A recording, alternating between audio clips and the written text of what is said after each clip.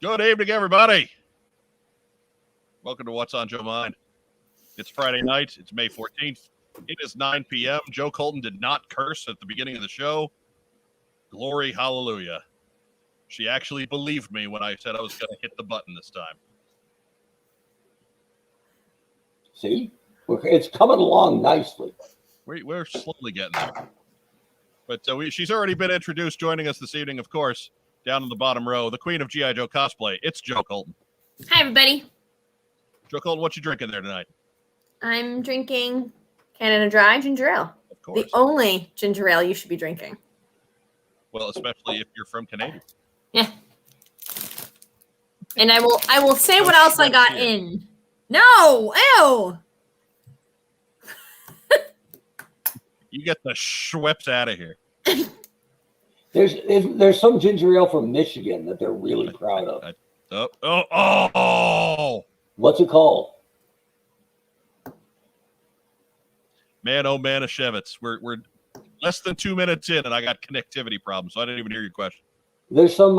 Maybe you've got it there in Indiana. There's a ginger ale from Michigan that they're really proud of up there. Vernors. Nope. Vernors. There you go. Vernors is darn tasty. Get out. But ginger ale fight. If you're talking mass release ginger ale, Canada Dry is where it's at. If you're going smaller craft ginger ales, then Vernors, then we'll bring Vernors into the competition. Okay.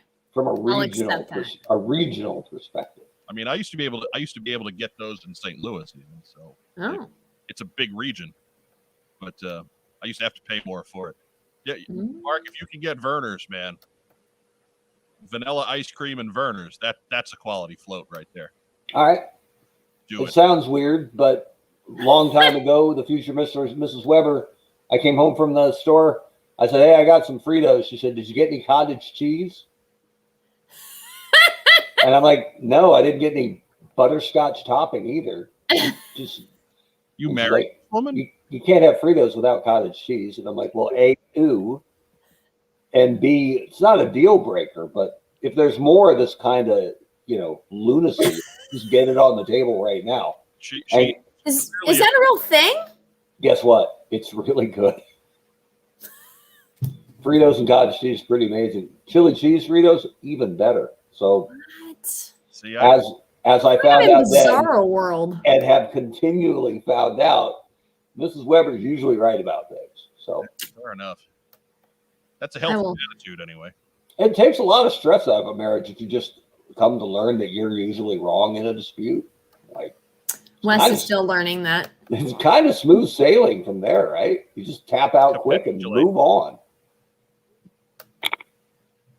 Save it for the fights that matter. Yep. You tell him for our experienced voices, Joe Colton. We unanimously recommend that he just taps out. Yeah. I told him, so he got his vaccine today. His second vaccine. There you go. Yeah. On your birthday. Happy birthday. That's right. We almost forgot. Yeah. They gave it to him for free because it was my birthday. Yes. So he comes home and I was like, take Tylenol, drink lots of fluids. And he's like, yeah, I'll be fine.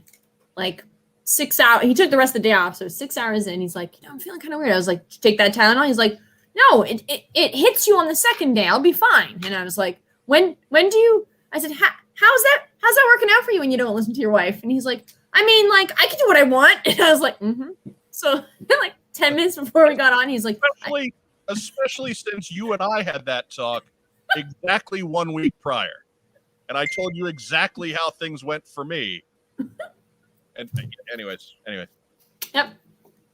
So he's like, I think I have a fever. And I was like, did you take the Tylenol? He's like, I don't need the Tylenol. So he's been like, he's like feeling hot.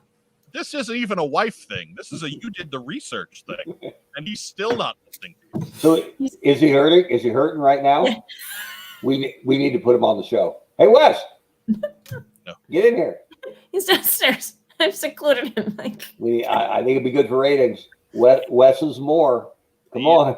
Downstairs with a big water, pile of sea nugs, and he's like, I feel hot and like exhausted. And I'm like, did you take the Tylenol?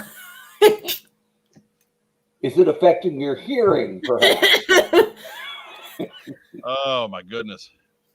I was like, how's it working out not listening to your wife? And he's like, I listen to you. I can do it this one time when I don't listen to you. And I was like, let's see how that goes. Right. Now I know you adore him and you don't want anything bad to happen to him. No. But would you kind of like to see him in a little bit of discomfort tonight? Yeah. Just real fast. But we've already had story time. Up there in the top row. Oh yeah. Former head of marketing for the G.I. Joe brand. Oh yeah. Mark Weber is with us this evening. What's up, everybody? It's good to be here on what should be a national holiday. We are. I think that's the first time. Happy birthday to you. you. No, to you. Happy birthday to you. To that guy. Happy birthday, Mike Irizarry. Happy birthday to you. And many more. See? I told you she was a singer. She actually does sing. Right? I thought pre-show she was putting us on. Voice of an angel. Told you. Usually the singer in this group. Yeah. No. Before the show, when she said singing, she had like this halo, this aura around her. Yeah, it was amazing. It was like Rick James, kind of, right?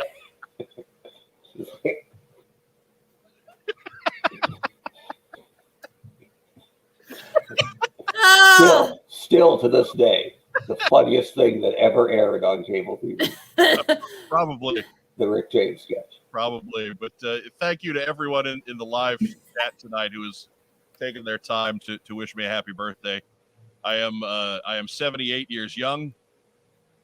Gorgeous, darling. Yeah. A couple years behind Joe Colton. We were aging gracefully. Mark Weber, the baby of the group. Yeah. I look at, yeah. At a mere 62. He's by far the baby of the group. Somebody's got a really good thing over there. If Wes is not feeling well, now's the time for you to show up with a 20-pack of Sea Nugs and just go, baby, I love you. Here you go. Sea Nugs. With some crappy sauce. I don't know what the bad sauce. What's the bad sauce? There's no bad sauce. Well, like the sweet and sour is top shelf. Like sweet and sour is a winner. Barbecue is a winner. Hot mustard, I would fight a man for. Ooh. I guess honey. Honey is the sauce because it's. I like honey, but I'm not feeling honey on. Yeah, no, I'm with you on all parts of that. It's got to be some kind of biscuit matter involved there that for honey to come into play. But yeah, no, it's McDonald's sauces. You don't mess with those. There's no bad sauce. I remember once I was going to both places for some reason, and so I think you had to pay $0.25 for them, but I got sweet and sour sauce from McDonald's to use on the Wendy's nuggets I was about to go buy. I don't know if that's legal, but it was good. So did it explode? No, I mean, like McDonald's has a better sauce, but Wendy's has a better nugget. So win-win as far as I'm concerned. Matt Rubin has been passing on hot mustard is not an option. You need to eat the hot mustard. It's not hot. It's just delicious. That's the guy you're going to fight for the hot mustard. He is no, because he would be turning the hot mustard over to me. Mm-hmm. Rubin would actually have a special seat at the table, but I may have to publicly ban him. What? Fair enough. I mean, he's advocating ranch and dissing hot mustard. That's on Mike's birthday. Unacceptable. Yeah, you can't do that on Mike's birthday. On some level. It's weird that we actually have significant G.I. Joe news, and we're a couple minutes into sickness and chicken nugget discussion. I don't know what's happening in our lives. COVID shot side effects, right? And McDonald's dipping sauces. Can we take this really big G.I. Joe news and pretend like we're breaking it? Oh. Cut the watermarks out. We'll be fine. You can say, just go with, you heard it here first. Because you heard it here first. Maybe they did, right? You did hear it here first. Hot mustard is the greatest. Fair enough. See? Breaking sports news. The greatest. So I guess we should probably get to the news. That's when we do the sound effect, right? That's yeah. Yeah. She's coming. She's about to. Oh, we're talking about you. News. No. Do, do, do, do, do, do, do. Take the Tylenol, Joe. Oh, Sorry. I was trying to put things on social media for us. Now you're plugging the damn show? really? I do it as we're doing it in the first like 2 minutes. I try and get everything. You're on the show while you're anyway. Okay, sure. At least, Yes. I guess Multi- it's happening. multitasking. You know, there's something to be said for show prep, but whatever. She's into Malakas, Dino. Yeah. Yeah. News. First Ready. We got a gaggle of movie news. Really just broke today. Hasbro and Paramount both announced earlier on Twitter that the first trailer for Snake Eyes G.I. Joe Origins would air on Sunday, May 16. It's 2 days from today during the MTV Movie and TV Awards, in case you were planning on watching those. The first image of the official movie poster was also released, featuring Henry Golding as Snake Eyes. And if you can't wait until Sunday, Entertainment Weekly this week has many still photos from the set of the movie, featuring Golding as Snake Eyes and other major cast members. That's Ursula Corbero as the Baroness, Andrew Koji as Storm Shadow, Samara Weaving as Scarlet, and the incredibly doomed Catch Her While You Can, Haruka Abe as Akiko.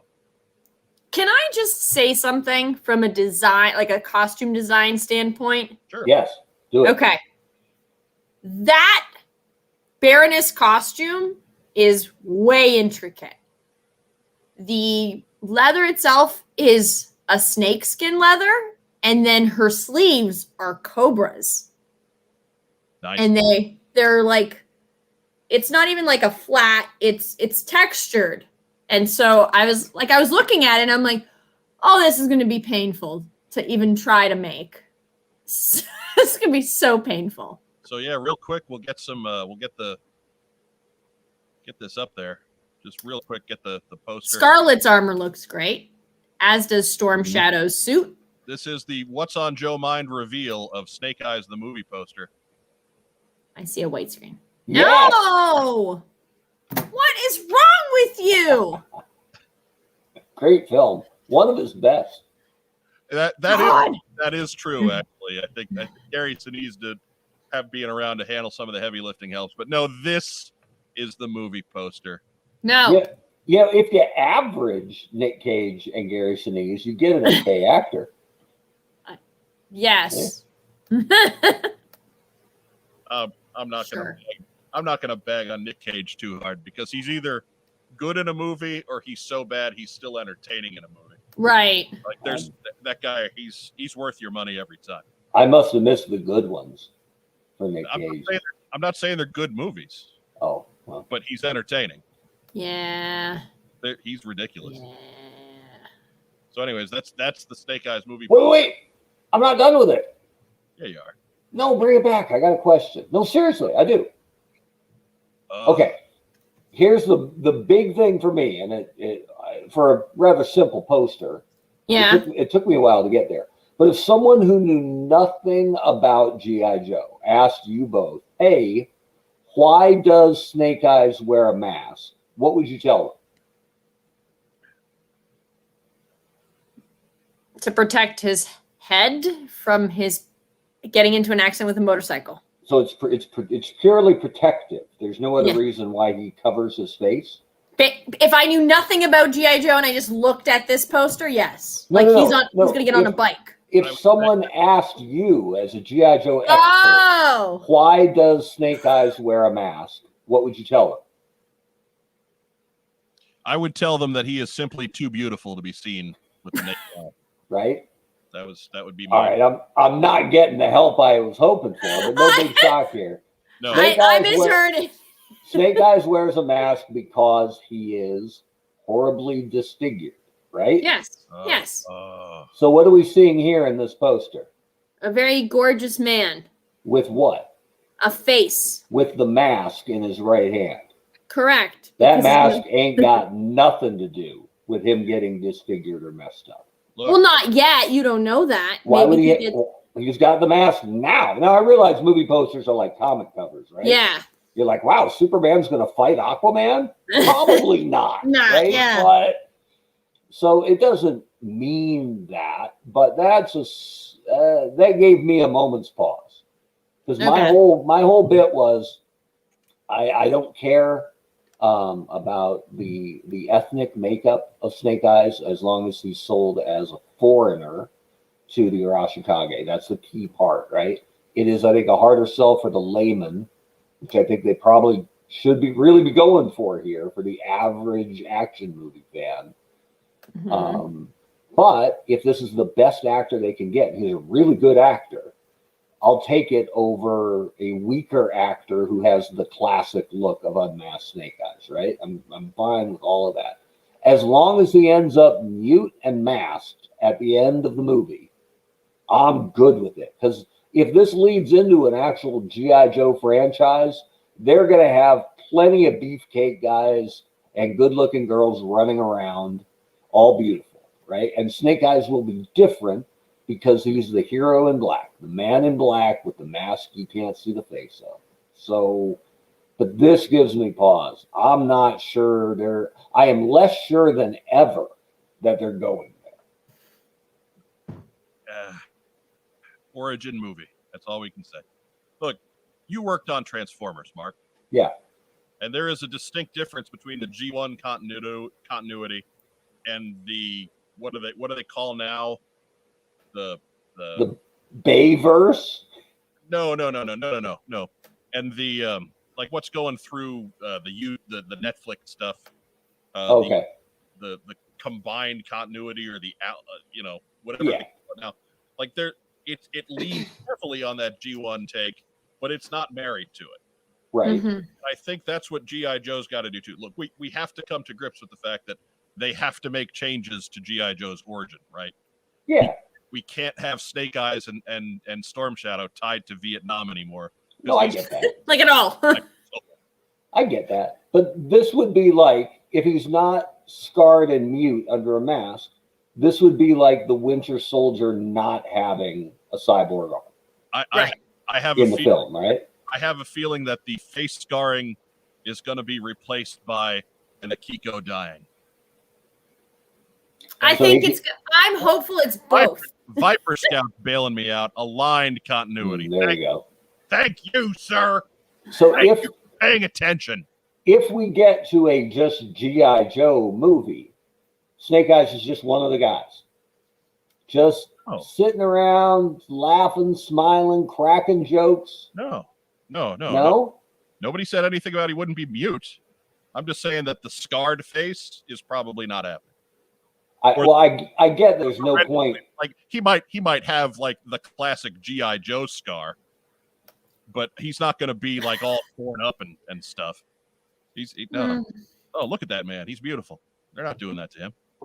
So other than taking away I guess mute is more important than he could become just mute. Yeah, throat slash gone awry. We are moving into the G.I. Joe aligned continuity. That's all I'm saying. Well, I'm just saying, let's be really careful how many of the absolutely key character components you decide to flush when you're relaunching G.I. Joe. I'm not saying you have to be slavish to the original, but there's some stuff that kind of made it cool. And you better be pretty damn sure that you're making it better or more relevant if you're going to flush it. Look, I'll spot you that one. But I just don't see them doing that to the guy who's sitting on top of the franchise right now. The guy who is essentially going to save this franchise if this movie is any good. Or sink it if it isn't. Also true.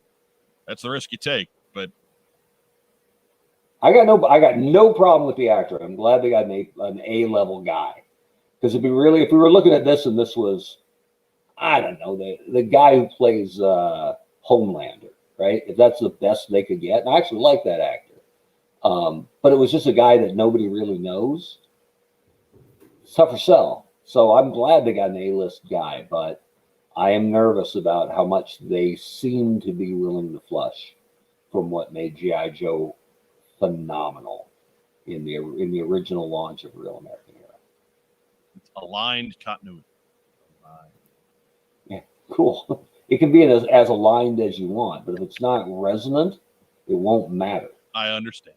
So I think we're all at a point where, as a fandom, as the people who are invested in this, we can all go back and forth on it all we want, but we're kind of at a point where we just need to see it. yeah, that's it. And my favorite comment that I keep seeing online from fans is, "Please don't suck." Right. Please don't suck. Right. I'm almost at a point where I don't care what they do to Snake Eyes. I don't care if, like, it could be a terrible movie, but if people go and see it, I'm good. Mhm. Because if people go and see it, then we have a cash cow on our hands, and we're going to get lots of neat stuff. Because I like having media to rely on for what I like in G.I. Joe, but I don't have to have it. I've always Right. have the Larry Hama books on the bookshelf over here. They're not going away. So whatever you're presenting now to sell it here in 2021, great, whatever. If that means that I get more of my stuff too, then I'm freaking fantastic with it. But the weakness of the script and the overall film of Rise of Cobra is what led to a weak domestic walk-up for Retaliation, which was a far superior movie. Sure, So but Rise it is a problem if it's not good. Was also put together during a ridiculous writer's strike.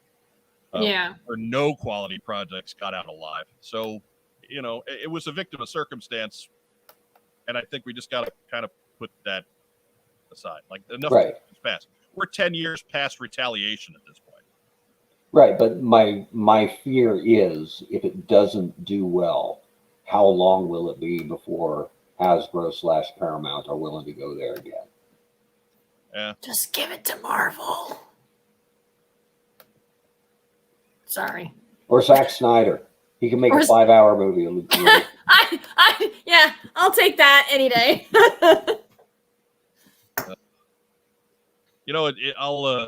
I'm going to change subjects real quick here, but that Snyder cut, it was certainly better, but it was just as likely to put me to sleep as the original Justice. So I haven't seen it yet, and I actually like Zack Snyder, but it amazes me that they kept giving Superman movies to a guy who has no concept of what Superman is. Yeah. I don't know. Superman's a hard sell for me. I don't even like Superman. See, I like Superman, and I love him when he's done well. Yeah, I guess I haven't read enough different Supermans to find the good stuff, because I'm just like, a guy that dominant is hard to be compelling, right? You do kind of have to keep doing the Dragon Ball villain thing with them, Yep. It's a little bit more powerful and a little bit more. Yeah. Yep. Or here's the villain. I'm like, all right, is he magic? No. Does he have kryptonite? No. I'm like, well, I've seen this movie. He's a humongous muscle guy from a far off dimension. Right. And they're going to fight. Do you like Batman? I like Batman when they call him the Lone Ranger. Exact same origin. They ripped that off so bad. But no, I like Batman. Batman was my first favorite superhero because he was on TV, right? When I was a kid, the Adam West stuff was still on. Ripping that off real bad, I think, was the title of Bob Kane's biography. It could be. But yeah, no, I like Batman. And when Batman's done well, I think he's really compelling. But that's usually, I think, on how well Bruce Wayne gets played. Because who can't play Batman, right? Batman's here with a gravel. So I think Batman is also an easier character to write a passable story. Yeah. You can tread water with Batman a lot easier than you can tread water with Superman. Yeah, and most of the Batman stuff's a little more cerebral because they get into the detective stuff. And he's not usually fighting some world-beating villain, right? It's more grounded and crime-focused. So. Mm-hmm. But I was a big Lone Ranger fan growing up as a little kid. And when I read Batman's origin, I'm like, wow. Even as like a 6-year-old, I'm like, seems kind of familiar. But it's totally different. Batman has a cape. Totally different. Yeah. Cape. I don't remember the Lone Ranger riding down the alley. Next news item. Do. He's got a cape. What? He's got a cape. Totally different. G.I. Joe War on Cobra 2.0 is due in July. In a move designed to synchronize with the July release of Snake Eyes G.I. Joe Origins, the popular mobile game G.I. Joe War on Cobra will update soon, according to a press release from D3Go, the game's designer, on their website. D3Go listed the following improvements: an edit base mode, allowing much more control in designing your base layout, unit building and spell balancing improvements across the board, updated base kit and rank abilities for select units, a reworked armor system, a reworked air combat dynamic, updated and more detailed unit and ability info, expanded sea area and improved sea combat, revised AP generation system, and a revised combat roster mechanic. So basically what they're giving us is a list of everything in the game, because that game isn't any good. Right. Hey, they made everything better. So yeah, they had to improve everything because that game was really boring. It was neat when you when you first started playing it, it was okay. It was a great small game. But then as it got bigger and more powerful, and it was a mess. So we have a What's on Joe Mind group for that game. I don't expect either of you know about it because you probably don't care. I don't care. I didn't play the game because I read it was terrible. Yeah, Nope. It's worse than terrible. It's boring. Yeah. That's sad. It's just boring. It's needlessly difficult. It was incredibly reliant on pay to win. Mhm. Like you had to shell out those micro transactions to get that edge, and just not interested in any of that stuff. So good luck to you, D3Go. I still have the first one on my phone because I'm still in the group for our show, and all I do is I show up once a week and I switch our faction from G.I. Joe to Cobra, and that's all. That's the only thing I do anymore. I'm there purely for the people. Does that accomplish something when you change sides? I don't. Yeah, because you basically, if you switch factions, you can trade cards with the other folks on the team and build Okay. up. So you're building a Joe team and you're building a Cobra team. Yeah, I have that app on my phone. It's right next to the network app. Right. Yeah, In the trash can. that's what I'm talking about. That was one of the highest rated segments of the show this year when I did the What? live deletion of the network app. It was that episode is one of the most viewed on our, maybe the most viewed on our YouTube channel outside of Joe Colton's first box unboxing video. What? But she doesn't do those anymore. I don't get them anymore. You got to figure out some other crap for you to unbox. That's all. Yeah. I unboxed like a 27-year-old scorpion the other day. That was awesome. Yeah. Well, we'll give it time. I'm sure that'll build its way into it. Yeah. No, it bothers me that we're a full half an hour into this thing, and Joe Colton is not cursed for the swear jar. I could curse. I cursed a lot this week. Are you cursed out, maybe? I don't know. Like the tank is low? So no, I was Mom sent me a big package today. So that negated. Could have done an unboxing video. Oh, yeah. Oh, I have a ton of stuff to show you guys. It's going to be a good what I got in segment. There we go. Excellent. But yeah, no, it's so, but yeah, just our coffee page has been totally rebranded so that rather than donating to us, you can buy Joe Colton swears for the swear jar. And swear jars are brought to us, of course, by our good friends at All the Cool Stuff. So check us out. The links are down there.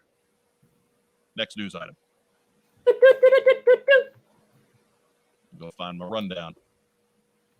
Just as we were going to air last week, Icon Heroes revealed their full line of G.I. Joe merchandise. So it feels like this happened 3 weeks ago because that's where we are anymore with the news cycle. But this actually only hit last Friday, and it was too late for us to get it into last week's show. But it is, in addition to the San Diego Comic-Con exclusive that we lightly touched on last week, there's a full line of G.I. Joe themed products and accessories, including bookends, mouse pads, business card holders, and more shiny pin sets. There's Duke and Cobra Commander, and there's Snake Eyes and Storm Shadow. You can check out the full line at the link provided at the bottom of the description below. So Icon Heroes and G.I. Joe tchotchkes. They got a Snake Eyes sword letter opener. That was kind of neat. Kind of cool. Yeah, right. You can, maybe it's 12-inch scale. Maybe we can get it. Phrasing. Right. 12-inch scale. You could sell a lot of them though. You could. Anyway, that's the news. Do. So for all that panic, we're through the news kind of quick. Right? I missed my shot on the line when you said I lost the rundown. I should have said Wes was feeling rundown. Not really though. He's got a big pile of chicken nuggets. No, we got Chinese food. I treated him. He's not knee deep in sea nugs. I got him Chinese food. You know what he's knee deep in? Regret. Careful. No, about the Tylenol. Don't make stuff up. Careful. See you, Honcho. I didn't mean that way. You be good. Come on now. It's gonna Who's get a bigger West fan than me? Gonna get us into post sock. Oh, Posts. yes. Post sock brought to you by Snake Eyes with Nicolas Cage. No. No, of course not. Of course not. Look at that. He's holding that helmet. Good evening, Joe Mind crew. Even though I've downsized a bit and buy very few toys anymore, I sympathize with collectors frustrated by high vintage prices and a shortage of new product. All I can do is suggest fans have fun rearranging their current collection, take inventory, and consider if maybe some items don't actually mean much anymore. Perhaps those items can be sold to pay for future purposes. My phone's blowing up. Look at this. It was your birthday. You're going right to voicemail. Perhaps those items can be sold to pay for future purchases. Do any of you have further suggestions? And that is from Brad Lynn via email. I mean, you could barter and trade. That's true. Provided you're in a place where you can get to other collectors easily, yes. And that, for a lot of folks, that is a very recent development. You could take all your red ninjas and wrap them carefully and ship them to joe.colton/helicopters. I'll take them all. The one thing that I see a lot of the angst about the vintage prices and how they've gone through the roof. Mm-hmm. But that also means, I mean, I know most of us aren't, preparing to sell our overall collection now or maybe ever, but it does mean your whole collection has become a lot more valuable from a fiscal sense. Right. I don't think people care about that though. I think they care more about like being able to get the missing part, like missing either figures or parts of figures, and they're paying like astronomical prices. Whereas like before you were like, oh, I just gotta wait a couple more paychecks to get this. Now they're like, I gotta wait 6 months. Right. I think it's largely true that most collectors don't care that much about the overall cash value of their collection because they aren't planning to part with it. Unless they die. But, you would see that's one of the reasons why people, even all the way back to the replacement equipment packs that Joe used to sell in the mid 80s, which was a great idea, but they were really sharp to alter the colors, right? So they wouldn't be mistaken for original equipment because people want to know that their stuff has value. There is, saying the same word twice, but there is a value in that, and that's why you don't want to re-release something that's too exclusively valuable a second time, or you'll frost the guy who was like, you know what, fine, and dropped a couple $100 on a PD Destro, right? You don't want to re-release that exact same figure because even though there will be people happy that they can now get it for $15, you're going to frost the people who spent a lot for it. So it's sort of an unwritten contract between producer and fan that you're not going to just re-release something that's rare. If it's not rare, if it doesn't have a lot of value, then fine. But there's kind of a fine line you got to walk, and that was something we kept in mind when we were looking at what are we gonna re-release. A good example was the Renegades Storm Shadow, right? That was really hard to find. It just wasn't produced heavily enough. And so, but when I was there, from a Hasbro perspective, if you wanted to re-release it, it's just a re-release. It doesn't count against item count. So those were the really valuable figures in a year's collection of Joe. When I was on the brand, and it was low tide for the brand, so we only had 4 or 5 item count for the year. But if I could work together a set that had that Alpine figure in it that nobody could get, it wasn't a San Diego Comic-Con exclusive. It wasn't an intentional short run. It was just one that didn't make it to retail as much as it should have. And so fans were really after it. And so I guess it's a bit of a fine line. But I do think, I've always believed, there is a value in fans believing, that their stuff, that their collections do have a fiscal value that they could get if they chose to flop it. Yeah, I think Diana's kind of half making a joke here in live chat.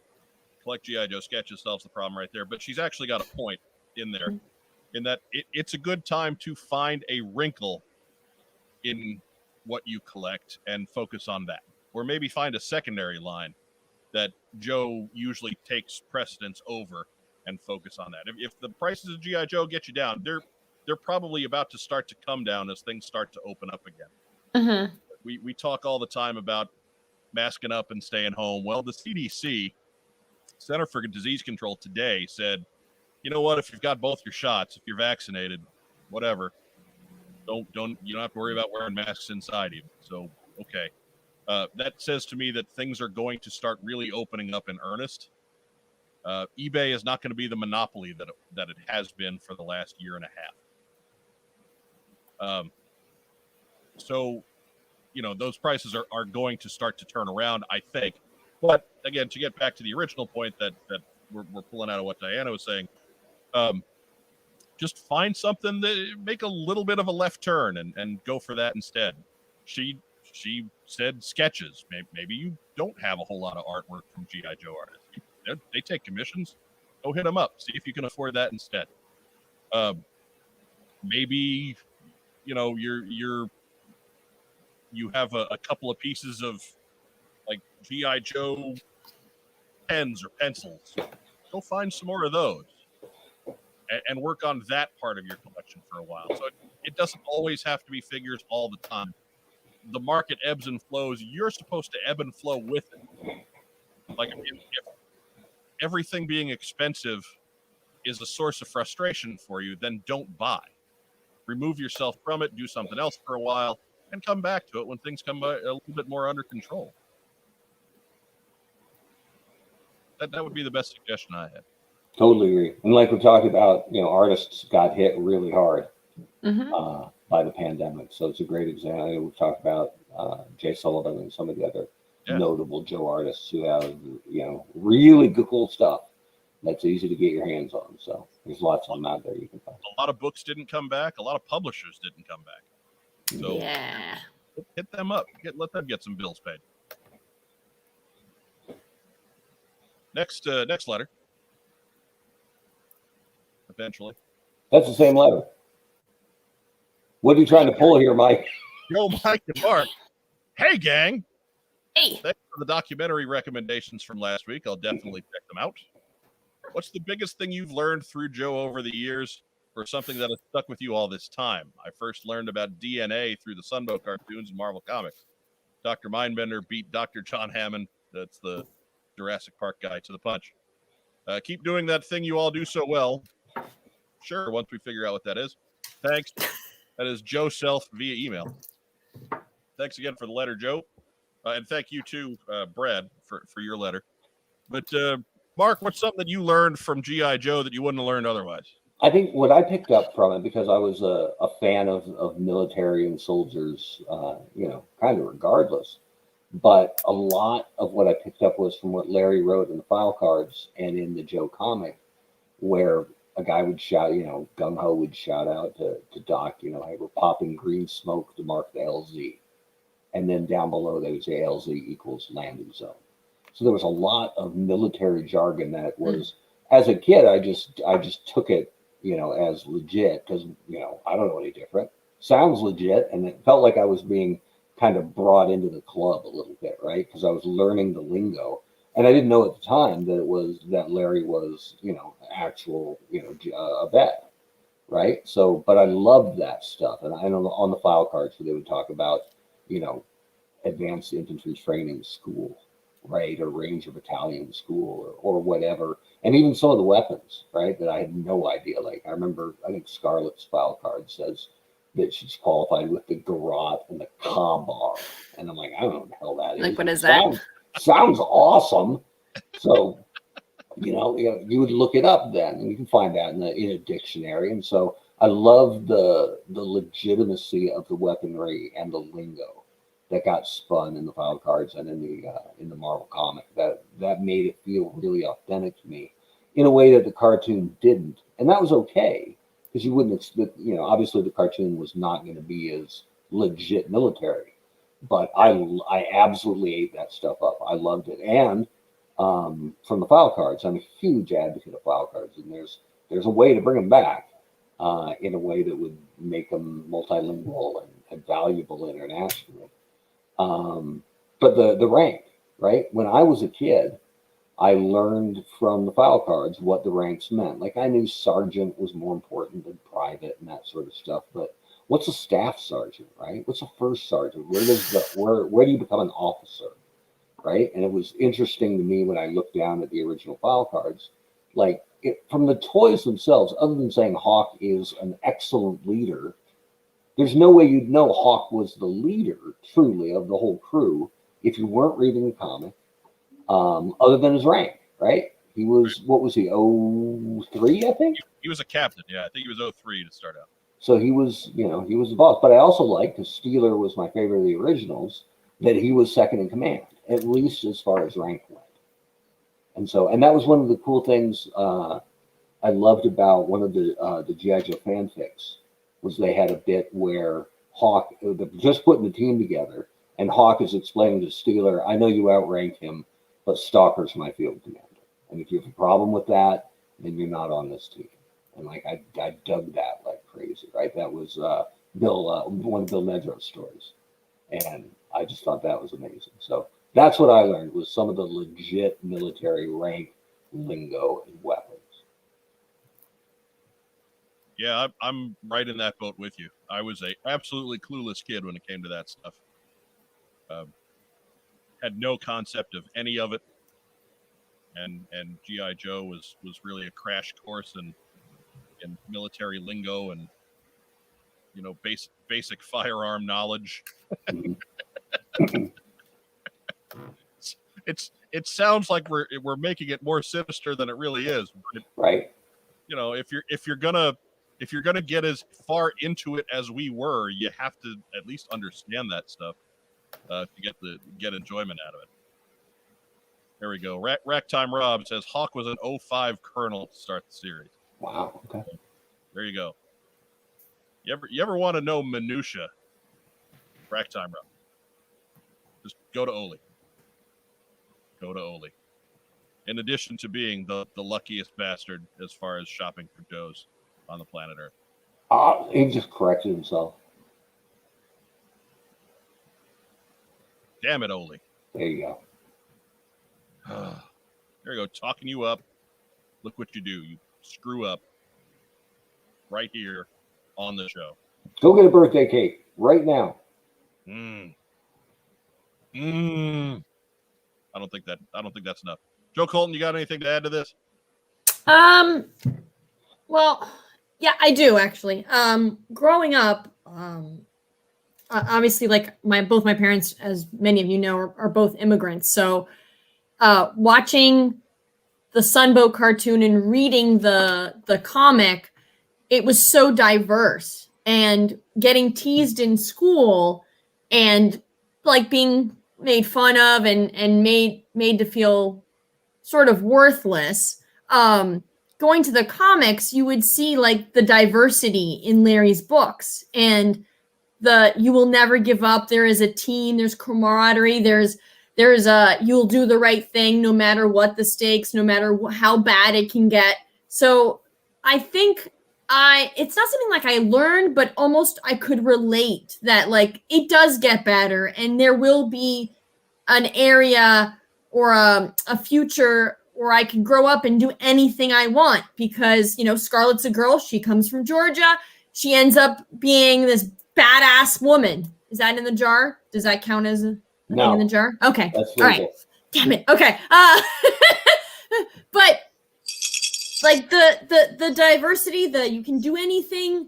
Each person had a story that behind, like he wasn't just Stalker, like just what he did then with the Joes. Like he came from a family. He had a backstory, and each one of these characters that we read about had a backstory that you read on the file cards, and everybody came from all walks of life, and it was very different for each person, and that's what I liked about it. So, and I could relate. That's cool. And it's lost a little bit how diverse that original cast is, right? Because you have to really read into the comics or dive into the file cards to get some of it. Like, Clutch is Jewish, right? Yeah. Cool for diversity, absolutely. But you would never know, right? Just watching him on the Sunbow or like just reading, right? You'd have to go look for it. Right. I'm trying to think of the other one. Stalker's African American, obviously. Zap is Hispanic. You're not going to get from the toy. Steeler is Polish, right? Pulaski, right? Yes. That's all cool.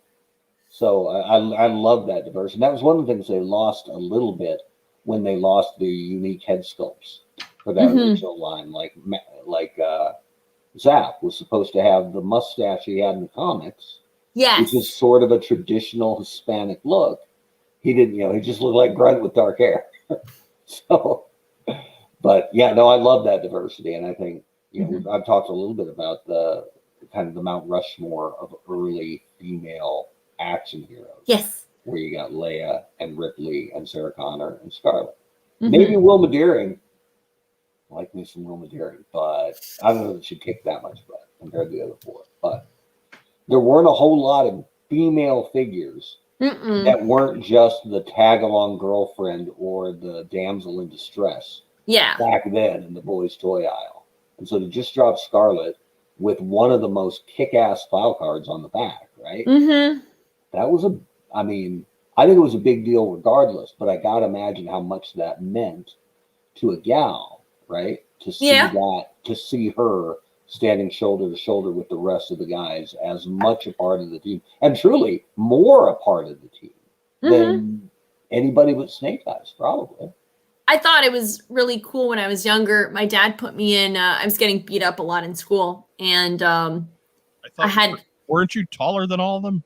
No, well, I was skinny, and like I was really shy, and I didn't talk much, and so my dad put me in martial arts, and when I started reading G.I. Joe, and I found out that Scarlett was in martial arts, I was like, I feel like I would have cried, but I'm sure I cried. Or I was like really excited that there was somebody that I can relate to. And so it was like, oh, she's cool. I really like her. I now know that she does martial arts. So I should keep this up. Like that type of thing. So I don't know. There was things that G.I. Joe taught me that I probably would not have learned otherwise. So I think that's awesome. And I want to tell you, Joe, it does get better. It does. And we will coax you out of this shyness at some point. This shell that you're in is just at some point, little caterpillar, you're going to be a beautiful butterfly. You will laugh. When I was little, I didn't say a word. Like I was so scared to talk. My mom would be like, just talk to people. And I would be like, I would just hold my book and I'd be like, Was there a moment, or was it a gradual sort of revolution? Because I don't know anybody who knows you who would describe you as shy now. have moments of shyness. Right, but What her folks used to do is they would have one of those child leashes, and they would just walk out to one of the crowded streets in Toronto, and just attach her to a light post, and so she'd have to talk to somebody. so she can meet people. You have to talk to somebody. My mom didn't know what to do because, like, they put me in Girl Scouts or Girl Guides or whatever it's called down here. And Girl guys? girls, what are they called down here? Not called girl guys. Okay, so up there they're called Girl Guides, right? Because Girls Guide and Guys Scout, right? So I missed that entirely. You said girl guides with a D. Guides, I said girl guys. No, And I'm guides. like, that's so confusing for a little girl. So that didn't work out because I had no friends and I wasn't part of a clique, so I would get teased. So my mom pulled me out of that, and so she entered me into eating contests. This is before the street racing. This is before the street racing. So This is one of the best moments in the history of this show. Go on. Okay, so she was attacking the skinniness and the No! shyness at the same time? yeah, I don't know, but basically she would enter me into eating contests. Okay. I mean, having met your mom, I'm pretty convinced that like she likes me because I'm overweight. I think that's part of it. Probably, yes. Yeah. She loves people who can eat. I certainly fill that bill. We should get her on the show. She'll be pleased with me and Mike. So she would enter me into eating contests. And then, like, I would just talk to the guys about eating. And they would be, older than me, obviously. I was, like, 7 or 8. And then, like, I'd be in the junior leagues. And then, like, later on, she would just keep entering me into contests. Were you good? I was pretty good, yeah. Corn, watermelon eating contests, apple eating contest, pies, hot dogs, burgers. So this is great because I don't have a window into the seedy underworld of Canadian eating contests. I have known Joe Colton for 7 or 8 years now, and this is the first time hearing of this. The honest to God hearing of this. When you're a professional eater, are you picking like this is a corn contest and I can rock some corn, or is it like a surprise where like, and contestants today is No, you enter hot dogs. And no, it's not Iron Chef, no. Yeah, and you know what you're eating, like. So you can play to your strengths. Yes. Okay, so what was your go-to? I could do hot dogs really well. So bad. Just keep that joke to yourself, everybody. I don't even know what you're talking about. Watermelon. I could eat a whole watermelon by myself. Be ready in the chat, Rob. Be ready to kick the folks out. Corn was really good. Burgers I would get full on because I wouldn't soak them in water. I would just try and eat them. So yeah. Not that watching Joey Chestnut pound a billion hot dogs every time on that Nathan's hot dog eating contest is gross. I wasn't okay with pies because some of the jelly I didn't like. Like I was like, it was too much. I just had it all over my face. I can't take the dunking the bun in water. That's so filthy. Like I didn't have to do that for hot dogs. I just eat them. Here we go. Here we go. Somewhere, yeah. That thump you just heard was Cot Guy having a heart attack and falling down for the last time. So we don't have to worry about him anymore. Thank goodness. How did you do with canned baked beans? I never did baked beans. Okay, that's what Cot Guy would want to know. So yeah, no. He has plenty. I can tell you how my mom toughened me up. This is so we're going down a very bad path. So my mom would sometimes have to jaywalk, right? We would jaywalk. Everyone jaywalks. But what she would do is she would look, and then when a car was coming, she would whip my arm out and I would go running, and then I'd have to like commit because I was terrified to cross. So she would throw you into traffic. But she would come with me. It was just like I would have to go first. She would like fling me because I had little legs. You're like 6'10". Oh my god. This is when I was younger. Oh my god. I just assumed it was proportional, but I guess not. No, I was all like, Joe Colton's mama, not a tall lady. not No. now. She was taller then. Now she has osteoarthritis. Look, sure, but I'm gonna guess that she wasn't like 6'3", like 5 feet tall now. No, she wasn't that tall. No, she's about My 5'10". God. So she was my height when she was my age now. So to recap, Joe's mom, who's, the grandma of the show, right? Like everyone loves her, so she's great, who just sent you a whole box of lovely things that we're going to get into later. Yes. As a younger woman, Yeah. Was fearless. she forced her daughter into eating contests, even though she was skinny, Yep. and whipped her into traffic regularly. Right. Seems legit. I mean, She grew up as an orphan, so it's not like she didn't have a mom to teach her what not to do. Did she do any of the corseting stuff to like keep the rib cage from growing, or like No. the what do they call it on the feet for the geishas, where they Binding my feet. No. binding your feet? Mm-mm. No. Did she hang you by one specific toe? No. I did get a spoon broken over my back several times. Matt Rubin's in the jar. Oh shit, Joe's 5'10". I'm gonna have to look up her if I ever get to. Joe Yeah. is very tall. I am 6'1", and there are costumes that Joe has where she's got heels on, where she's looking down at me. Yeah. Which she loves, and I don't. Again, if she wanted to go, Yeah. I got the law firm of Jacoby and Yes. Mark waiting for her. But Just don't attach yourself to that 5'10" number, right? I just Yeah. Joe's not standing flat-footed at most public events, so no. be ready. No, I trip in flat shoes, so But heels, no. no issues. So yeah, I you know what, I can, speaking as a kid who grew up in New York, I can sympathize with the having to jump out into traffic thing, because otherwise you're never going to cross. Right. So yeah, we did some of that too. It's just we had to. Like, well, if I go this way, then at least they'll hit the bike first, and I'll probably live.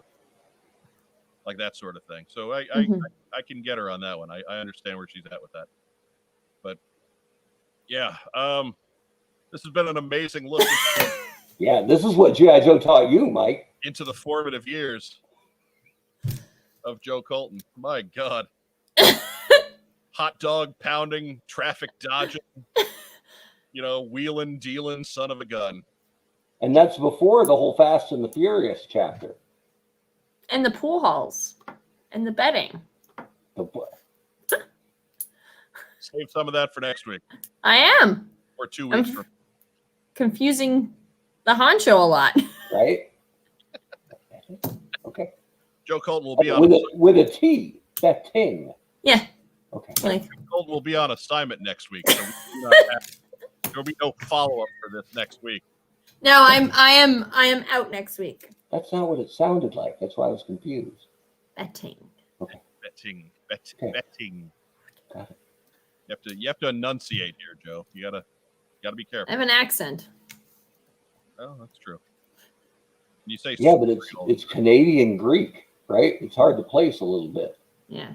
yeah. Jaywalking in New York is an Olympic Yes. sport. I took a bronze back in '88. Right? That's not even what they call it in Canada, especially in Toronto. It's blue jaywalking. Hey, ha ha! It is. Ooh, baseball reference. Right? How would you? How would anybody be able to glean baseball knowledge from you, Mark? Yeah, you know what? If you're dying for your baseball fix, you can check out eternalbaseball.com, my little side hustle. We're almost halfway through our first season. It's the best players of all time, all on one franchise's roster. So the best Blue Jays of all time fighting the best Orioles of all time. And we do a podcast on Sunday nights. You can find us on YouTube. It's at 6 p.m. 6 p.m. Pacific, 9 p.m. Eastern. And this Sunday, it's Reds at Cubs, two teams we haven't focused on yet. You can see Pete Rose play if you missed him. Speaking of betting, you can see Pete Rose play on Sunday night. And a week from Sunday is our All-Star game. So, see, I can segue anything. Free plug. Segue anything. I appreciate it. That's a birthday segue. No, not even. That's just from the birthday boy. That's me doing a radio flex is all that is. Right.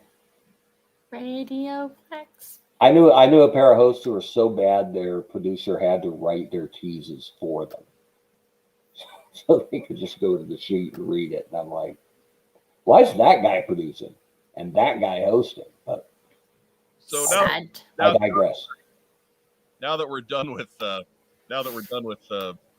post-sock, let's get into our real quick segment for this week, Guilty Pleasures. Yes. Where we look back at the vintage line and we pull out a vintage toy, a figure, and a vehicle that we like, that we have no reason that we could like, we should like.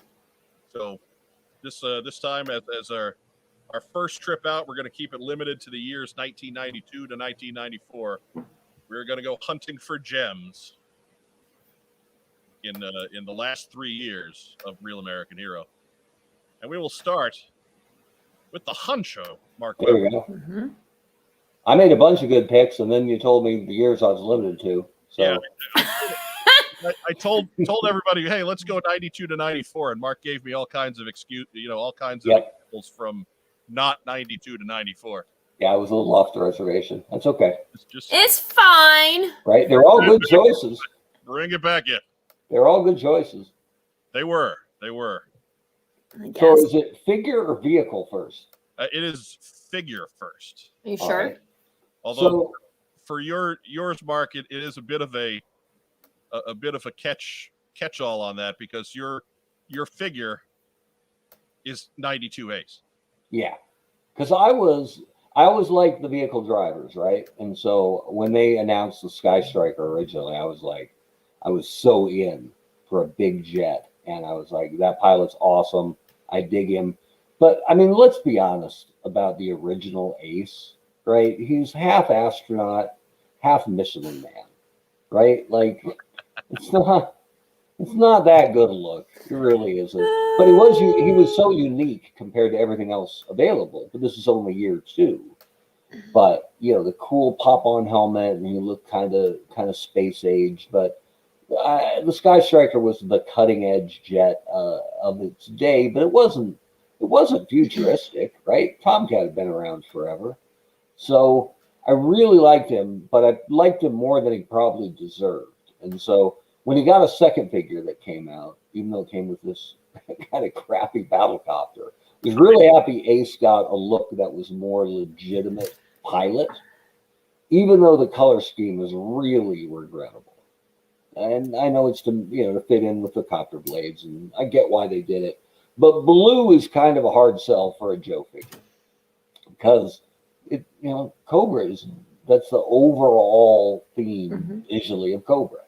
So blue is a hard sell. And then when the whole face is masked up, it's not that heroic. But what I loved about it was it led to the version 3 that came with the Ghost Striker later on, which was exact same other than the weapon, but it was military green with some really cool gold highlights. So this figure led in a repaint to one of my top 10 figures of the whole line. So it wasn't in 98 with that Rattler that they did in the Toys R Us exclusive line. Yeah. So I'm just, that Ace, I think I've got it here. Hang on. Maybe I can pop them up. It'll take a second. But Ace version 2, I don't think many people are wild about them. And truthfully, I wasn't that wild either. But it led to Ace version 3. And that's just, maybe it's because I was such a Steeler honk that the classic olive green with the gold highlights, just for me, I was like, yeah, that's what Ace should look like all the time. So, and so that's my guy. we moved to Mark's vehicle, and this one it's a one that he stole from both of us because we asked him first. Yeah. But Mark went with the Monster Blaster APC. Oh, it's such a good vehicle. Yeah, right? it really is a winner. You take some of that gold, the neon stuff off, and you put maybe some more legitimate machine gun looking weapons on in its place, and this is a really good vehicle. Yeah, I'm a sucker for troop carriers in general, because just as a kid, it was one of the best, play patterns, was loading all your guys up and taking them somewhere. And it was so much better than having them, in a bag or in your pocket. The idea that you were actually driving them there in a vehicle was pretty cool. The only thing, and I was not a big Mega Marines fan, but this vehicle was really cool and a nice update, because as much as I liked the original APC, it really was just a troop carrier. It had that one cannon on top, but it wasn't especially fearsome.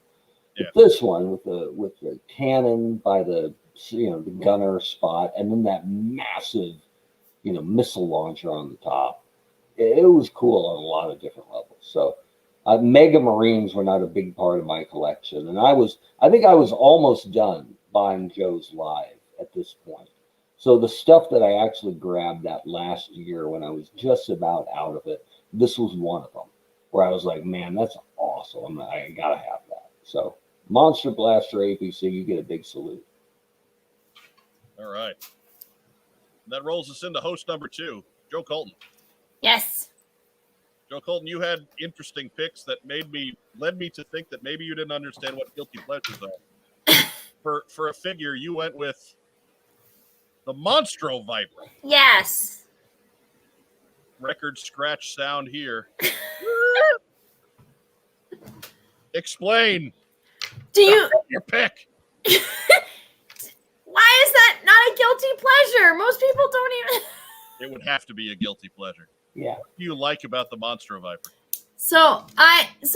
When I like him Looks like he could really put down a lot of hot dogs. So I found the backstory very interesting, like Dr. Mindbender taking a third of a Viper and Bigfoot, werewolves, and bears, and mashing them all together and creating these monsters, these mega monsters. And so when I was younger, this one and what was the other one? Lobotomax and Lobotomax, yes. And BioViper and a few of the other ones were all friends. Lobotomax's twin brothers, Amatobal. Yes, they were all friends. So mean. Anyway, so I felt bad for him, and I really he was prodded and altered and created in a lab like Frankenstein's monster. So I don't know, I like him. I'm giving you a hard time on that one because if Joe's fight monsters isn't really that much of a stretch, especially if they're going to get into all this genetic stuff with Mindbender and all that and what have you. Yeah. Now the one that really makes me question you here is coming up with your vehicle. Why? The Cobra Invader. So I was gonna pick the one that Honcho picked. Look, I went first. I get you. But we're talking guilty pleasures, and you went with a repaint of I don't like Steel Brigade, and I don't like the Pogo, but I like this because it's about space. Joe, I'm with you on at least one level. As a kid who wanted everything, right? Yeah. I had money in my pocket and saw the Pogo Battle Ballistic Ball. Right. No. Yeah, I don't need that. I don't need that. Put that with Cobra Law in the things I'll never need. But as sort of a space pod, as a lander, yes, the idea that the legs are kind of pneumatic to land on rocky terrain, I'm totally. in. Yes. I'm totally in. And that's how I would use, I think the Pogo Ball would be kind of cool as Cobra Commander's sort of battlefield observatory. Something hard to crack where he'd be safe out there in the field. But the idea that it would bounce around Yeah. in combat was so lame that Yeah, I couldn't go there. But this one, yeah. I'll give it credit. It actually makes more sense as a Star Brigade vehicle than it yes. did back in '87 as the Pogo. Yeah. Yes. Andrew Garrison has I'll take the Mercury space capsule and Green Beret Joe Colton. Those aren't guilty pleasures. Those are just pleasures. Right. Yes. It has to be something you're embarrassed to like. Yes. No, this Like, I don't like the Pogo. I'm not a huge fan of Star Brigade. However, I was a huge fan of space and NASA, and I will take that, I have to admit. and that's a vehicle that really looks like it could dodge some traffic. Bouncing around. I did end up getting a Pogo a couple years ago because I've never had one. And it's a pretty cool little toy. Right? I think if I'd have had it as a kid, I probably would have liked it. But I just couldn't wrap my head around the bouncing into combat. No. If it walked, then I'd be like, okay. Yeah. I think if they had just taken the word Pogo out of it, I probably would have bought it. But or if it was an acronym for like something else, like a short-term thing. I always thought they overdid it with the acronyms, right? It was stuff that didn't quite work, but they were okay with it. Like different toy line, I know, but Mobile Armored Strike Command with a K. I'm like, nah, you're cheating. Yeah. That doesn't work. That's garbage. Look, the Mobat was bad, and that was the first year. Right? Yeah. Because you're going to have a tank that's not motorized, right? Yeah. Seems a little redundant. So, anyways, Cobra Invader. That is that definition of guilty pleasure, I guess. It's just you may be the only. I didn't even want to put that. I was like, I'm so gonna like. They're gonna make fun of me. I don't care. That's what it's about. I have to admit, I broke myself down a little bit with that. Looks like it could dodge some traffic line. Yeah. I really enjoyed that. I do have to say, one of my favorite things with the Monster Vipers is they have a gut bomb, and it came with Play-Doh that you could insert in his stomach, and then he'd open it up, and they're. Does it actually say with monster smell as a call out burst there under his name? Monster Viper. I can't read. Is it Shell? Yes, with monster smell. Does it say smell? Yes. Huh. I'm looking at it on the full screen on my computer. It does say monster smell. Outstanding. It's probably the plasticine. I don't remember it smelling. On the other side is spring action arm throw gut bomb. It does. It's got It's Joe, did you have his hand? Did you have both of these in your collection? I did not have the Monstro Viper until recently. And how big a win was that when you unwrapped that eBay win? I wasn't even gonna tell you guys that I got them. How was that Play-Doh? It doesn't come with Play-Doh. It's just him and the rifle and the oh my god. He's got a mace. Mace, yes. It was like the ball with the hand. is the spring action still solid on your Monstro Viper? It is. That's solid. So moving on. If it wasn't, I'd take them apart and put a new spring in them. If people didn't think I was a fan before. Right. And that shy little Canadian girl grew up to be a Monstro Viper surgeon. Riding her pogo from call to call. Right? Bouncing in the Invader. I don't care what you say. That's a space vehicle. I like it. No, I'm with you. I'm less with you on the Monstro Viper. But I'll be Team Invader. Sure. He's misunderstood. And then we come to mind. I had to get them off the screen. She's just going to keep talking about him for another 4 hours. She's going to keep trying to defend this, even though it's guilty pleasures. I went with Wild Bill version 2. Oh. Man, nothing got me fired up more than than Teddy Roosevelt cosplay. And I remember to cave seeing this guy hanging there on the peg and going, "That is incredible." They turned Wild Bill into Theodore Roosevelt. That's really what he's in. He's in a damn cavalry outfit. And I didn't need anything else for it. That's a win. That is just a win. Did his hair get more red?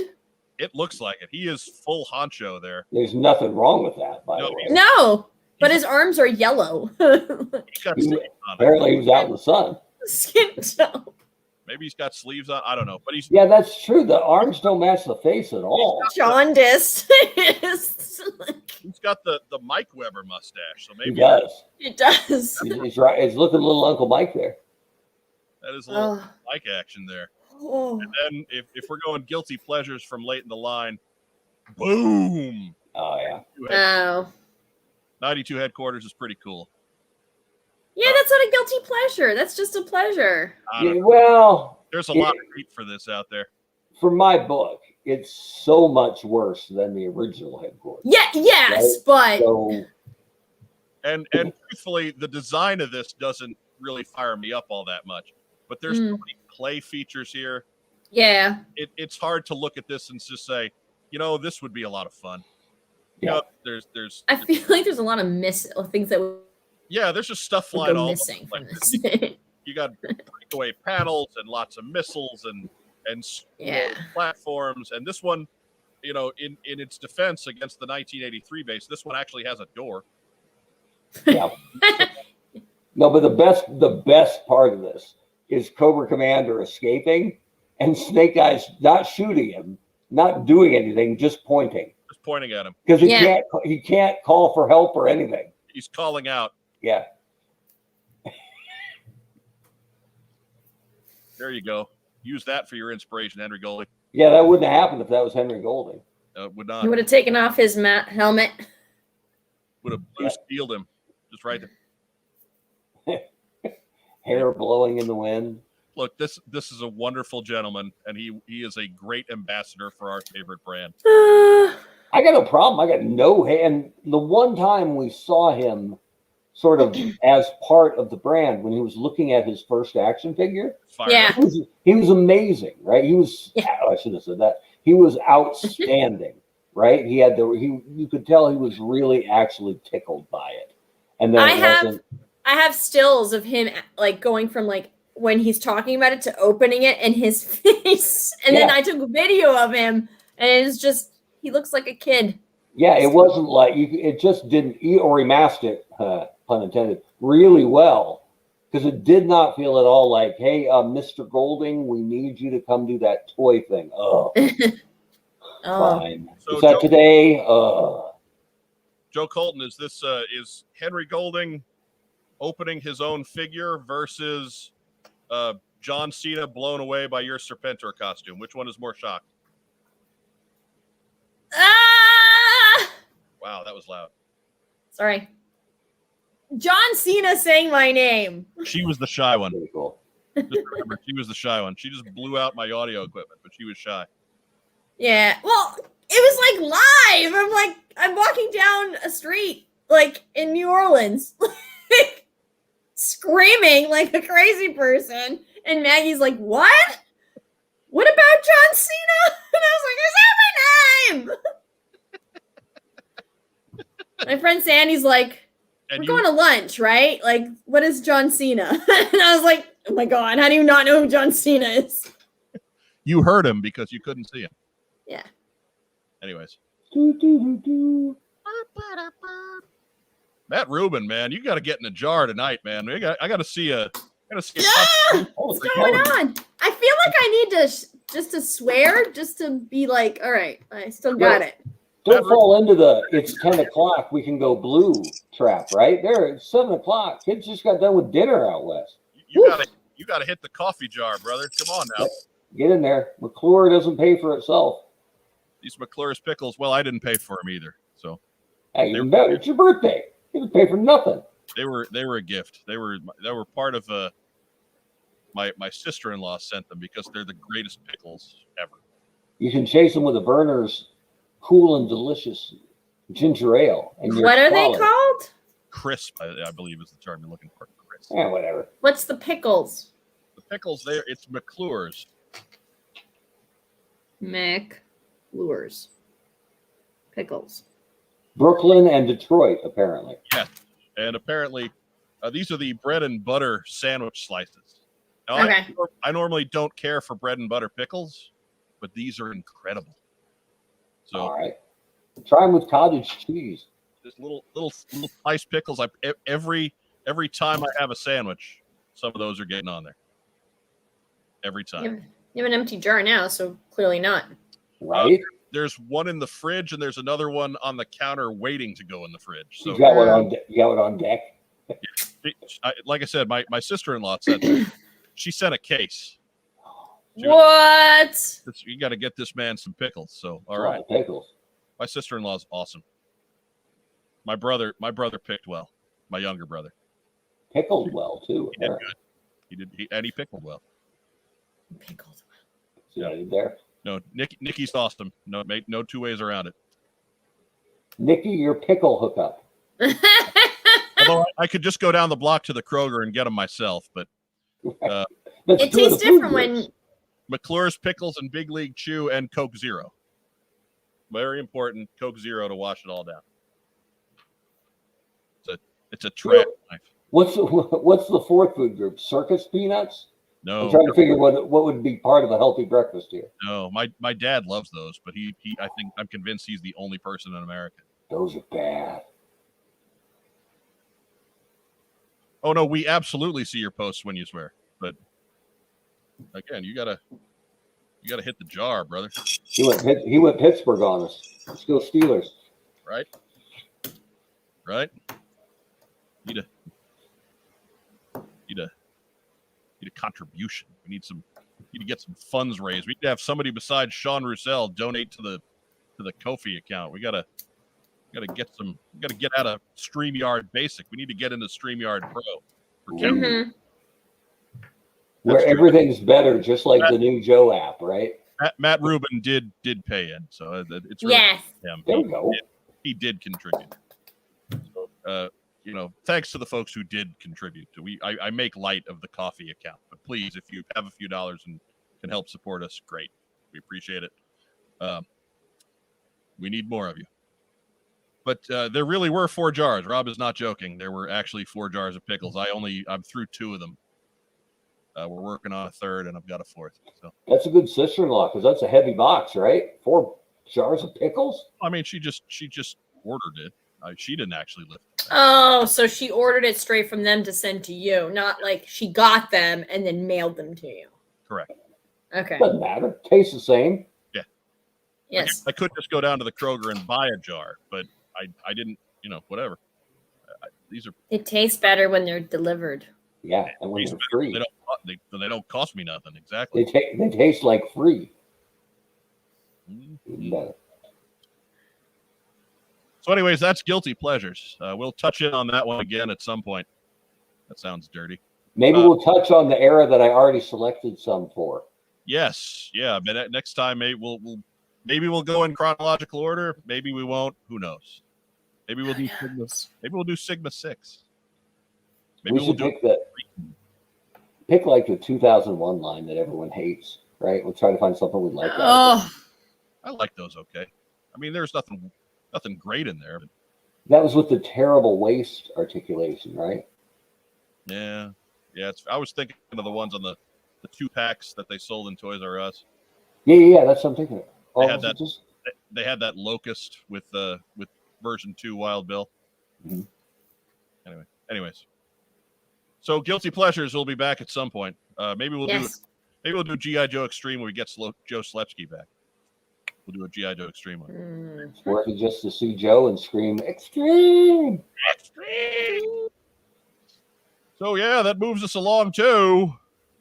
Something on the rundown. I don't know. What we got in. Brought to you, as the rest of our show is brought to you by Kokomo Toys. Mark Weber, what'd you go shopping for this week? You know what? It was a light week at the Weber household, but I'm told there was an influx of great items in the Colton household, so I will defer to the gentleman from Virginia. All right, so Joe Colton, you're up. Okay. So I got Oh, ketchup! I heard about this. Are both bags open? Okay. And the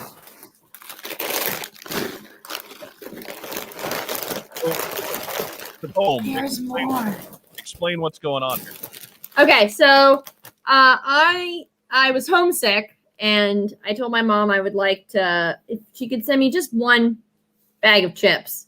So my parents went to the grocery store together, which they shouldn't do, but whatever, they went. It was their day out, and they're in the aisle arguing. Mom wanted to get me 2 bags. Dad wanted to get me 4 bags. He finally said, Split the difference and sent you 14. He was like, she's like, she only wants 1. And he's like, then why don't we just get her 4? And she's like, 1. We could get her 2.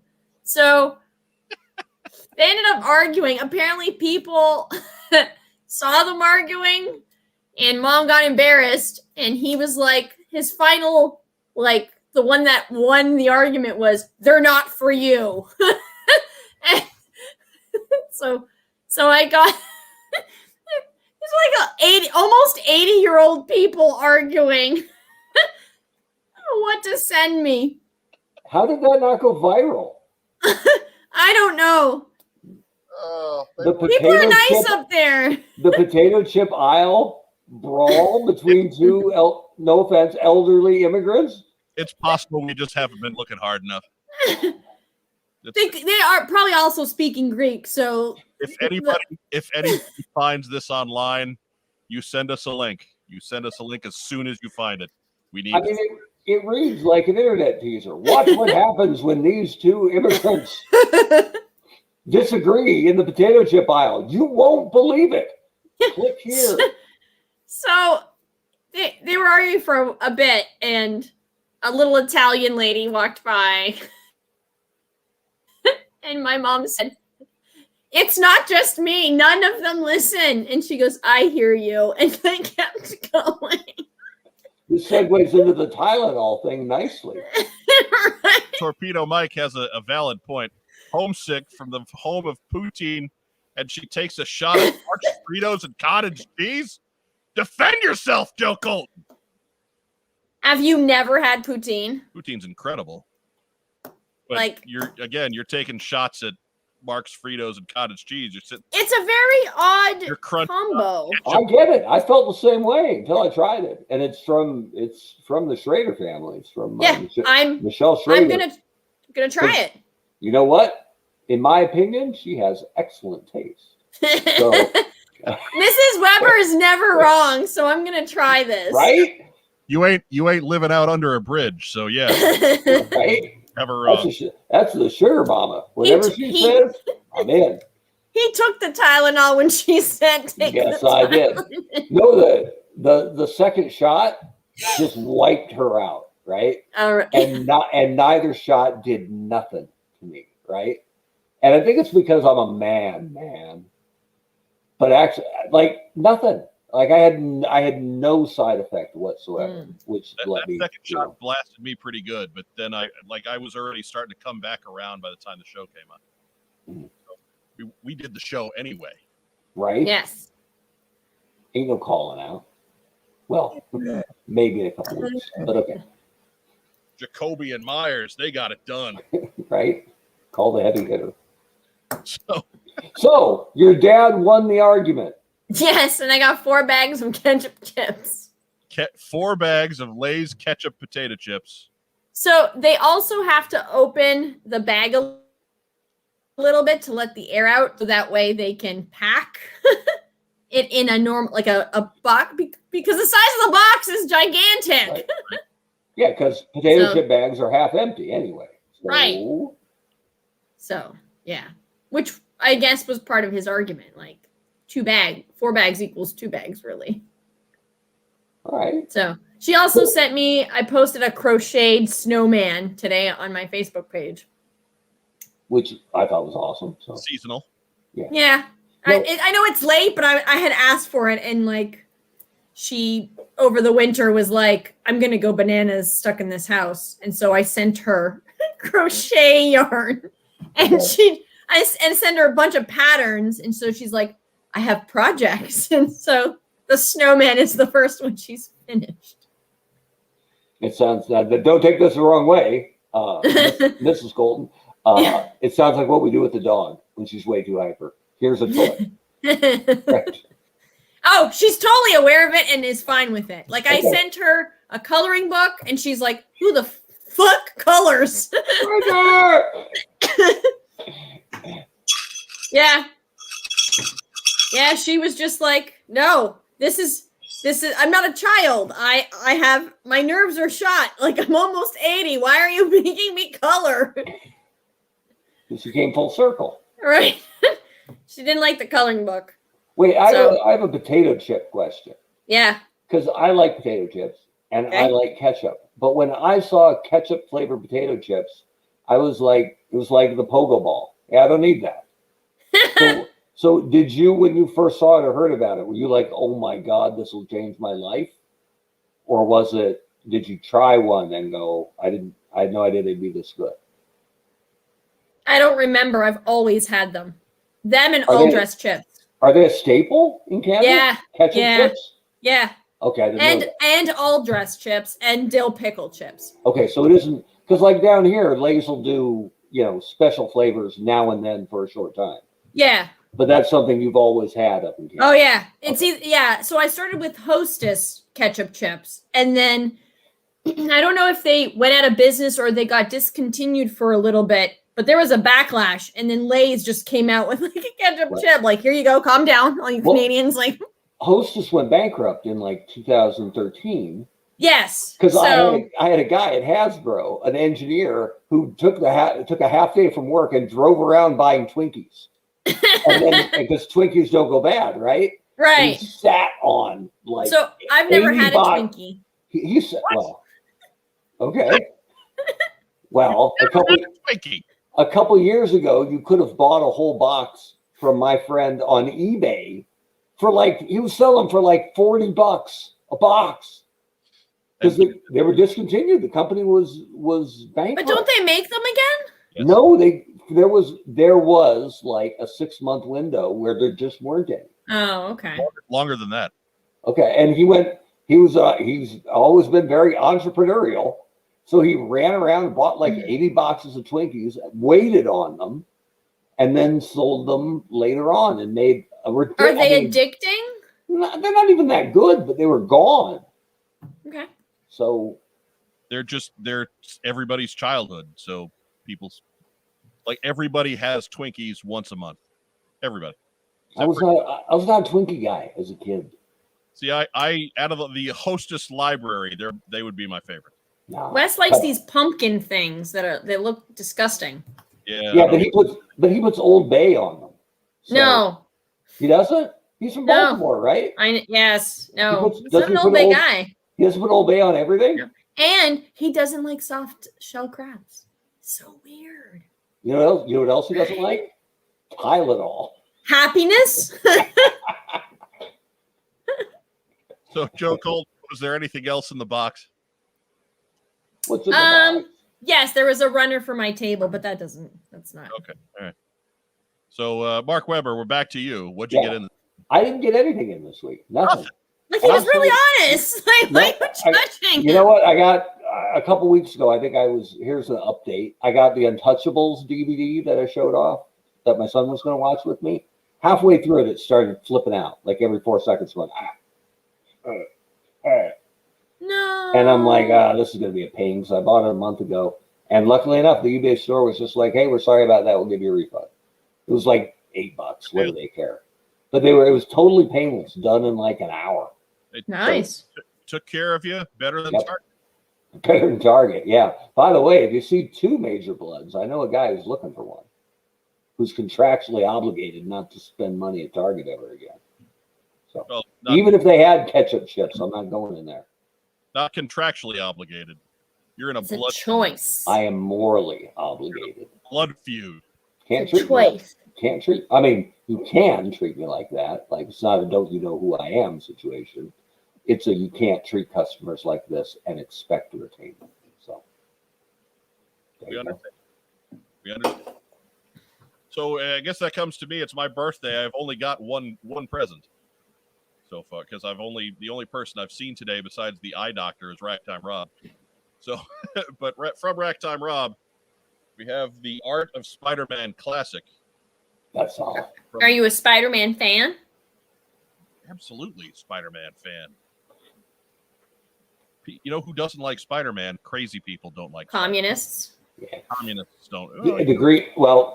Communists still like Spider-Man. The Green Goblin, not a big Spider-Man fan. Electro, not a big Spider-Man fan. Dr. Octopus.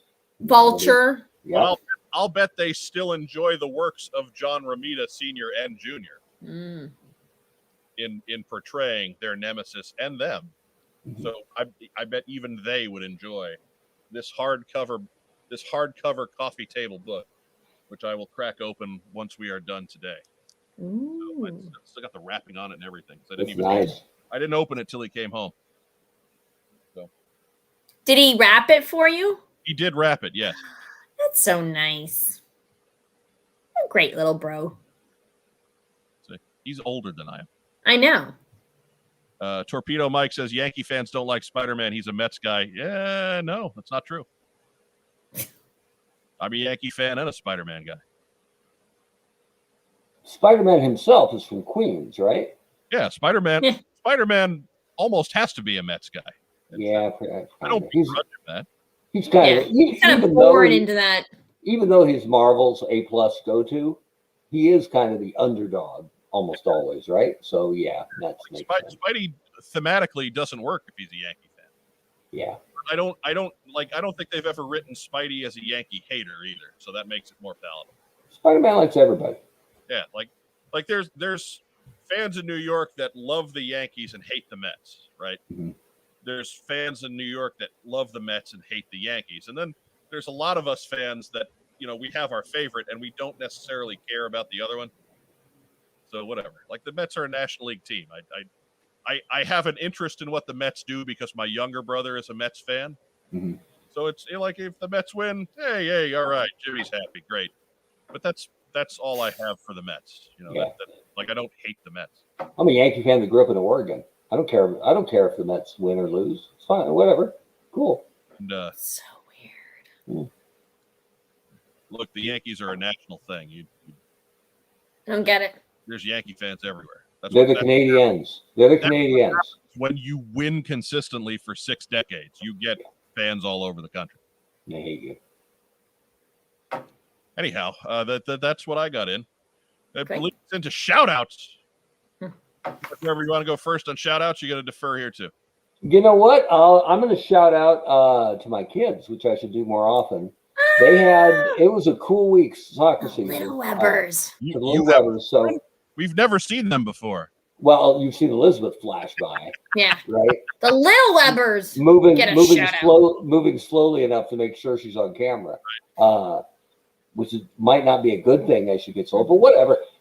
They had cool soccer games this week. They had a game on Wednesday that was supposed to be a scrimmage against a team we've already played. And so it was like, you don't have to show up early. There's no big warm up. It's just, we're going to scrimmage. It'll be fine. So we didn't think anything of it. And then we got there and they were playing on the football field. So it's a big field, very well taken care of. Lines had just been done. There was a full ref there. It was at 6:00 and they had the lights on, right? What? And then some gal comes up to me with the roster. Actually, it was a mom from the team comes up to me with the roster because I'm the team manager and says, For hey, the would you Biff McHonky Donk has given your kids a nickname. the Webberitos? That's pretty good. So they brought me the roster, and I'm like, I know who the girls are. And they said, good, because you're doing the player intros. Okay. So they actually had us up in like the football crow's nest with a microphone introducing the girls. And That's great. from a soccer perspective. They know a famous podcaster is what they Right, probably, right? Or they know me from my radio days, probably. But from a soccer player's perspective, we don't get big crowds. We don't play in stadiums very often. There was maybe 30 parents there. But what was cool was the parents cheered their ass off for That's great. every kid on both teams. So to actually, have number 3, Isla, Corey, and a smattering of applause, that was really cool for them. And Isla, as a matter of fact, it happened to be her birthday. And they're 6th graders. And I'm like, yeah, I'm totally going to embarrass her. Right? Number 3, the birthday girl, Isla, Corey. And so anyway, it was a really, really, really cool bit on Wednesday night. And then Derek, who plays on a U16 team, he's 14 years old. They had a big hole on the U19 squad on Thursday. So he got called up legitimately to play a level higher than he should be. And he started and he played and they won and he played really well. And so watching my kids play soccer is one of the great joys of my life. And so we had the 2 kind of unusual, cool events.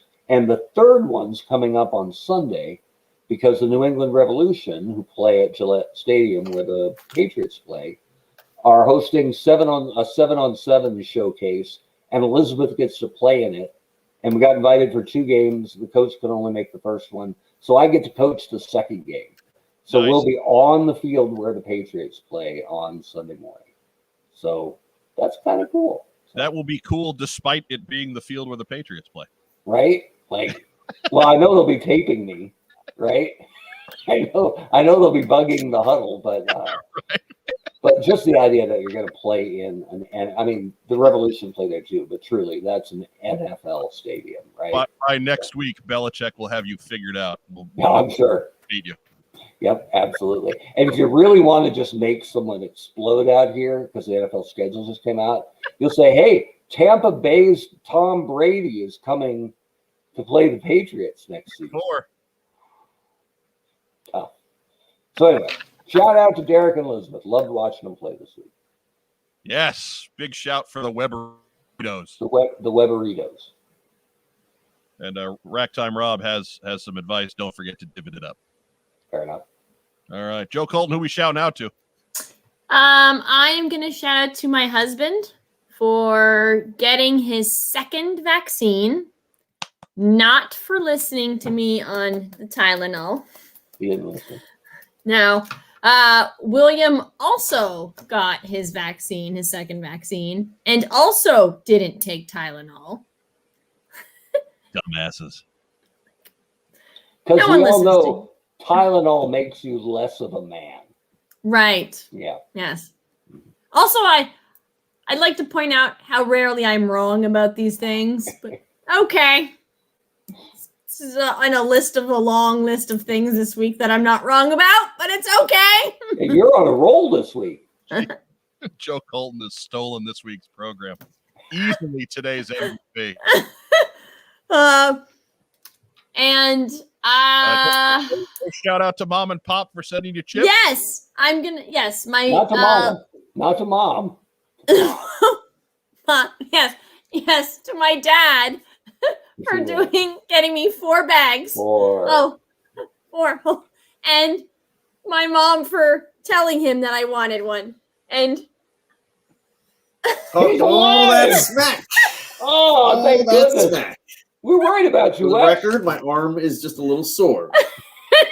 Tylenol is not going to make the chills go away. He's alive. Proceed. We had a run-in. You take 4 Tylenol. 4 Tylenol.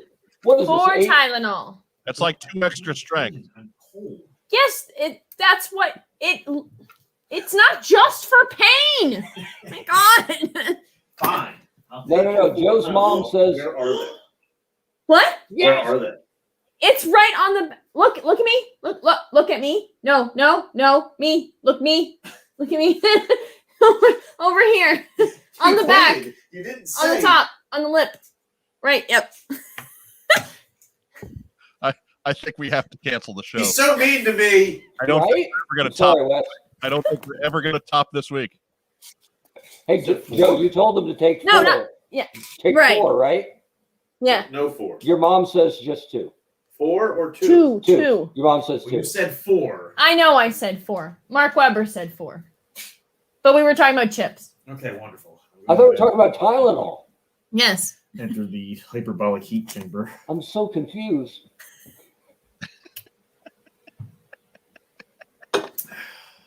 Voila. Yes. There you On my go. live YouTube. Yes. Look at that. Oh my God. The wrist lock, Sorry for he's went live, ladies and gentlemen. Let's give him a big, Look at that. big hand. Loving that run in. What? Everything downstairs is already locked. You just gotta check that. Oh, okay. He's giving our show, Yeah, everyone's clapping for you. Yeah. the dusty He's- finish. He's bowing. This is a quality Wes Mercer run in right there, right? So solid. You should have taken me off where I was like screaming at. Absolutely. Absolutely. No offense, again, because I'm West fan number 1. It sounded like you were training a dog for a second. Look at me. Here, me, no, me. You know, the question the question I always have to answer is, why did you name the show after Joe if she's been on the show the last few years? And I have to, well, no, it's not named after her. It was before we even knew who she was. Now it might be named after her. Might be the case. I sometimes do this. Me. Focus. Right here. Right. Or I'm like, no. Like, and he's like, Oh, I mean, you weren't looking for obedient when you were on the single market, I don't think so. That's what you got. so we it's got great. Mom and Dad. We got the wrist lock. Who else we giving a shout out to? That's it. I'm good. I think I've peaked with the look at me. I almost wanted to say William's name so he'll appear in a puff of smoke. Right? I wish he would appear so he would take the Tylenol. Right? I'm not mean to you. You are. You just yelled at him. We know. I what? I'm not making fun of you on YouTube. I'm totally making fun of you on YouTube. He's had lots of opportunities to run before this. This is kind of Yeah. Mike says you've had plenty of opportunities to run before this. He's not running. Yeah. He's not quitting. He can't quit you. See, this is how you know you've won. This is the mentality that you've forced. This is I'm not leaving. I don't like it when mom and dad fight. Joe Colton. I'm impressed. Just shout out. It's not, yeah. Shout out for Joe Colton. Perhaps Jedi only- mind trick. This is not a, don't be worried about there, folks. There's no trouble in paradise. This level of fight in a Colton household is called Friday. Yeah, just Friday.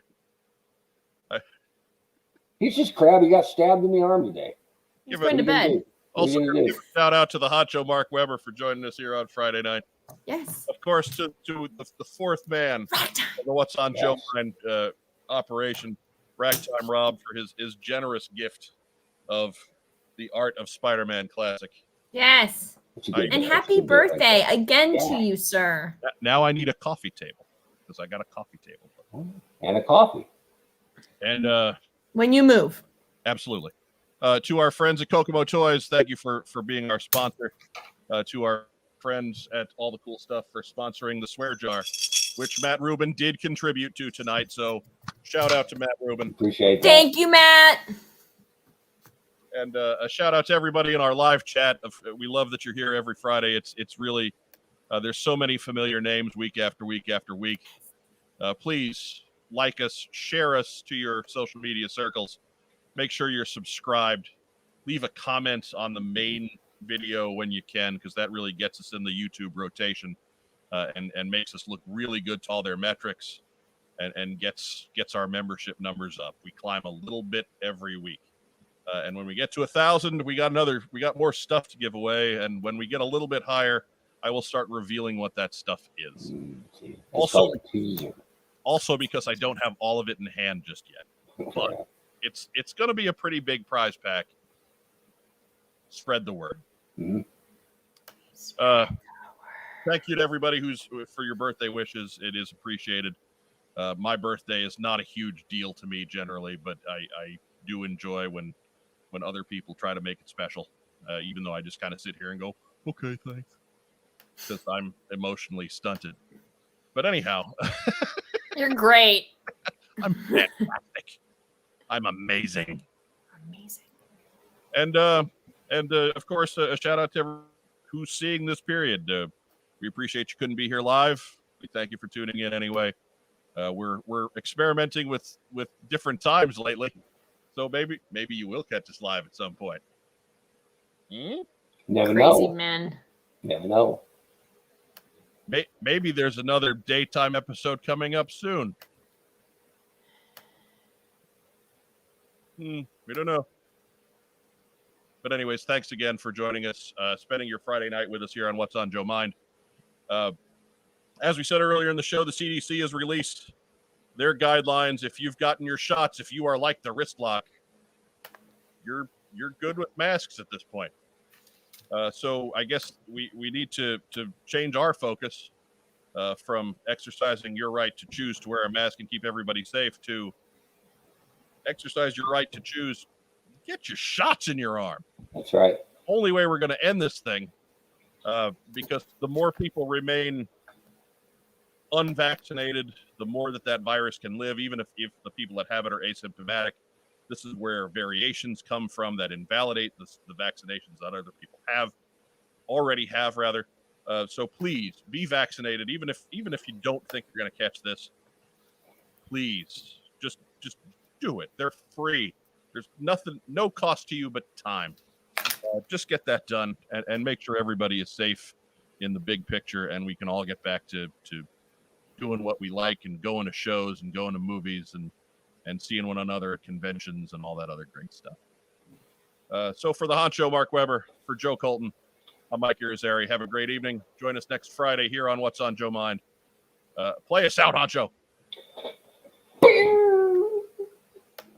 Joe Colton, you gonna curse before we go? Why the fuck not? Right. Take your fucking